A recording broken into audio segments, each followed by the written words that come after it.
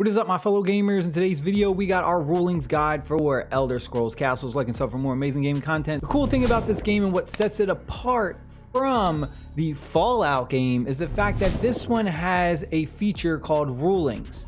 So your ruler goes ahead and has a bunch of different choices to make, and the rulings can play a huge impact on the overall morale of your characters, on your resources, just many different things can happen. I did have one person comment on one of my other videos asking how am I playing on PC. I'm gonna talk about that at the end of the video. I have timestamps down below so you can go navigate to that part, but we're gonna be going over the rulings first. Right here we have our rulings, and we go ahead and we can kind of click on this. Now, the thing that you got to be really careful about is if a character is really upset, and you're going to see their little morale where it gets to the point where it's like a red and they're really pissed off, they have the big potential to assassinate whoever your ruler is. And you want to be really careful about that, because if you have one of your like legendary characters, someone with really good traits as your ruler, then you really just want to make the people as happy as possible. So in that point, you kind of want to be a people pleaser. If you have someone who's like really bad and you don't really care if they get assassinated, you could just make bad choices and try and purposely get them assassinated so you can put somebody better in if you want to go that route. But overall, you really want to make sure that everyone is as happy as possible to avoid those random assassinations. They are RNG, but still, if you have everyone as happy as possible, it most likely won't happen. So we have a bunch of different choices we have right here. Your Grace farmers report a dark fungus. They say our food production will suffer greatly. What can we do? So there's this thing called blight, and this is a great example that we have right now. Burn every field to prevent the spread of this blight, or we have harvest and sell everything you can before the news of this infection spreads. So we can go ahead and we can get 420 gold, but it's going to go ahead and give us blight mostly on our farming station. Blight goes ahead and it really slows the production down for your station. So it's going to take a lot longer for us to go ahead and produce food, which in turn, if it drops below that meter right there at the top, everyone's going to be really upset and it's just going to cause a lot of havoc. So for instances like this, I don't really need the gold. There's a lot of other ways to make gold. So you can see I have like 1,400. So stopping blight is like the #1 most important thing, because it really just messes up the whole operation you have going on. The other thing to also note is that whatever characters are sitting here waiting for a ruling, they're pretty much soft locked and they can't be put into other areas. So for this instance, this character right here, they're looking for a ruling. If I went to go ahead and like try and put them in the music area over here, the music stage to like increase their happiness, or like the bookcase to increase their happiness, it won't allow me to do it because they're waiting for a ruling. So they're kind of like stuck there. So like if I go ahead and I click on them and I try and drag them over here, it's not going to let me do it. You can see that as soon as you drop them, they immediately start running back to the throne. So they're not having it one bit. So very important. You can't kind of like increase their happiness before you do a ruling for them. So that's one thing you really have to keep in mind, is if you click on the character, you can kind of get an instance of like what their overall happiness is before you do a ruling for them, but you can't kind of cheat the system. There is one way though that you can kind of cheat the system, and that is, let's say you go to a ruling right here, and this one is asking for like resources, right? Let's say it's asking for a bunch of food or a bunch of oil. What you can do is you can actually just back out of the game. So just force close the game.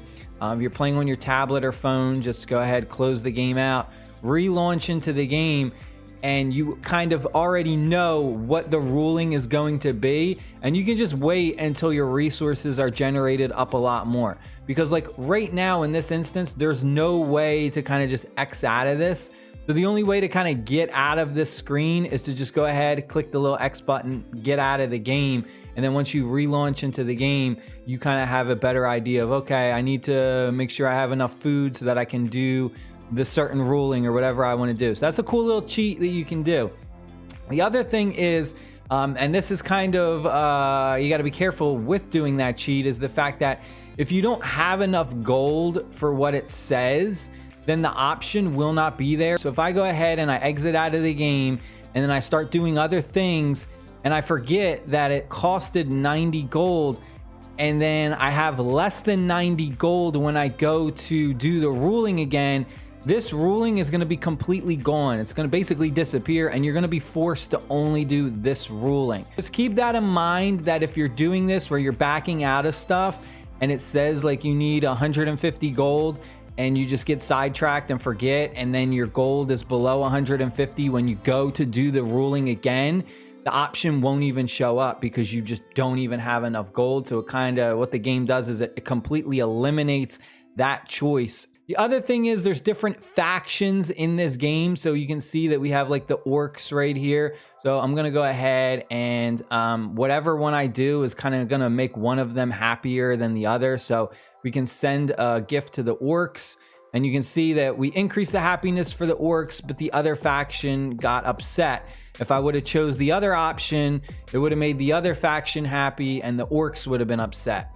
So you kind of have to constantly be trying to balance between making one happy and the other. We click on a character, we can see their faction at the top. So it says Red Guard. This is important because, like I said, when you're doing certain rulings, it's going to affect the happiness or the morale of an entire faction. So it could say like, give the Red Guards something. Go over how I am able to play on PC. So what we're doing is we're using an emulator. It's an Android emulator, and what it does is it lets us play mobile games on our PC. The one that I am using is BlueStacks. It is the one that I am sponsored by. And I also do have a special gift code that I can give you. It is only good for the first 20 uses, so I don't know how many uses are left. But what you're gonna do is I'm gonna have a download link in the description box. All you're gonna do is click that download link on your PC. It's BlueStacks emulator. You're gonna download that. Then you need to open up BlueStacks X. So you're gonna have these two icons show up. It's gonna say BlueStacks 5 and BlueStacks X. BlueStacks 5 is the 32-bit version. BlueStacks X, I believe, is the 64-bit version. So you need the higher version in order to run this game. If you try and run this game on an emulator and you're using a lower one, it's not going to work. So you got to use the 64-bit version. So just double click and open up BlueStacks X, and then you're just going to search for Elder Scrolls Castles. It's going to be pretty straightforward, and you're going to have a bunch of different games it's going to show. Now in the top right corner, you're going to see this little icon right here. It's this little gold icon, and it says 113. This is BlueStacks currency, their in-game currency. You can use this to make in-app purchases.